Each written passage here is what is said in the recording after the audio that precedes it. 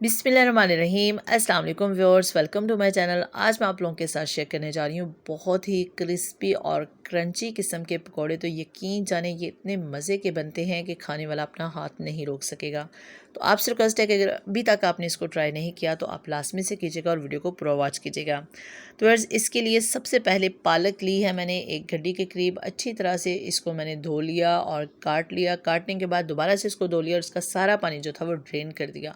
तो फिर पालक जो है इसमें थोड़ा ज़्यादा हमने ऐड करनी है। अगर पकौड़ों को ज़्यादा क्रिस्पी और क्रंची बनाना है तो जितनी पालक ज़्यादा होगी उतने ही टेस्टी पकौड़े बनेंगे। और इसके साथ सिर्फ 2 दरमियानी साइज़ के मैंने जो थे वो आलू लिए और इनको बहुत बारीक सा काट लेना है आपने। आलू जब आप इस तरीके से बारीक काटते हैं तो उससे क्या होता है कि पकौड़े जो हैं उनकी शेप बहुत अच्छी आती है और ये बहुत अच्छा से लगते हैं पकौड़ों में इस तरीके से आलू काटे हुए। फिर इसके साथ सब्ज़ मिर्च बारीक कटी हुई और सब्ज़ धनिया थोड़ा सा ऐड कर दिया। अब इसमें जो है वो तकरीबन 2 टीस्पून के करीब मैं नमक ऐड कर दूंगी। आप अपने टेस्ट के लिहाज से कर लीजिएगा। और इसके साथ ही व्यूअर्स चिली फ्लेक्स जो हैं इसमें तकरीबन 3 टीस्पून के करीब ऐड कर दूंगी। आप इसको भी अपने टेस्ट के लिहाज से ऐड कर लीजिएगा।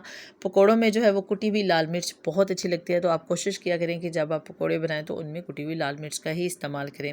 और व्यूअर्स, इसके साथ मोस्ट इम्पॉर्टेंट इंग्रेडिएंट जो है वो खुशक धनिया साबुत है मेरे पास, तो इसको अच्छी तरह से हाथों की मदद से मसल कर मैं इसमें ऐड कर दूंगी। इससे बहुत अच्छा सा फ्लेवर आता है। जब भी आप पकौड़े बनाएं, जिस भी रेसिपी से बनाएं, आप लाजमी से जो है वो इसका इस्तेमाल कीजिएगा। और बस थोड़ी सी जो है वो इसमें मैं अजवाइन जो है वो हाथों की मदद से मसल कर ऐड कर दूंगी। अजवाइन जो है ये भी बहुत ज़बरदस्त सा इंग्रेडिएंट है। रमज़ान में स्पेशल जब आप पकौड़े बनाते हैं तो आप इसका लाजमी से इस्तेमाल करें।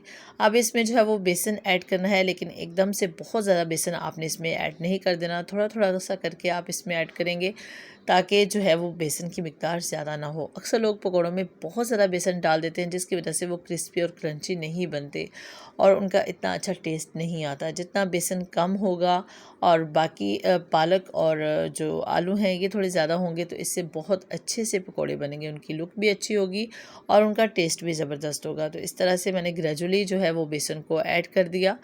आप जो है इसको अच्छे से मिक्सअप कर लेंगे, बहुत अच्छी तरह से मिक्स करना है। और आप इसको चेक करें कि बहुत ज़्यादा इसके साथ बेसन नहीं है।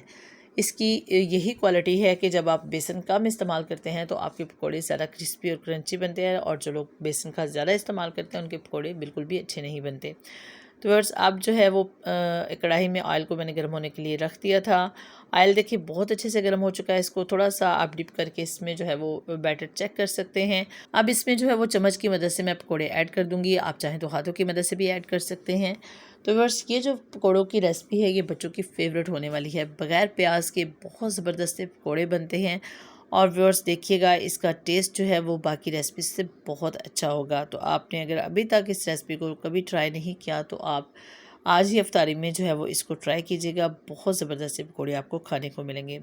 और व्यूअर्स, आपसे रिक्वेस्ट है कि अगर आप मेरे चैनल पर पहली बार आए हैं तो मेरे चैनल को लाजमी से सब्सक्राइब कर लीजिएगा और सब्सक्रिप्शन के साथ दिए गए बेल आइकन को भी लाजमी से प्रेस कर लीजिएगा ताकि आने वाली हर नई वीडियो का नोटिफिकेशन सबसे पहले आपको मिल सके। वीडियो अच्छी लगती है तो इसे आप लाइक कीजिएगा और एक प्यारा सा कमेंट कीजिएगा और अपने फ्रेंड्स में लाजमी से शेयर कीजिएगा।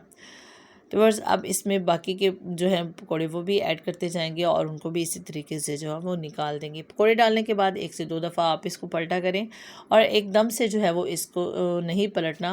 इससे क्या होता है कि इनकी शेप ख़राब हो जाती है और ऑयल अच्छे से गर्म होगा तो ये साथ नहीं लगेंगे, ऑयल भी कम एब्जॉर्व करेंगे। तो पालक के साथ जब आप बनाते हैं तो उसमें ऑयल कम लगता है। तो बस अब इसको जो है वो अच्छी तरह से हम साइड चेंज करके निकाल देंगे और इसको सर्व कर देंगे। आप इसको किसी भी किस्म की चटनी के साथ सर्व कर सकते हैं, केचप के साथ कर सकते हैं, बहुत अच्छे लगते हैं। आप इसको इफ्तारी में बनाएं, आप इसको दावते ईद पर बनाएं, आप इसको किसी भी ओकेजन पर बनाएं, रेनी डे में बनाएं, जब आपका दिल करे आप जो है वो पालक के साथ इनको ट्राई कीजिएगा। बहुत ज़बरदस्ती रेसिपी आपको खाने को मिलेगी।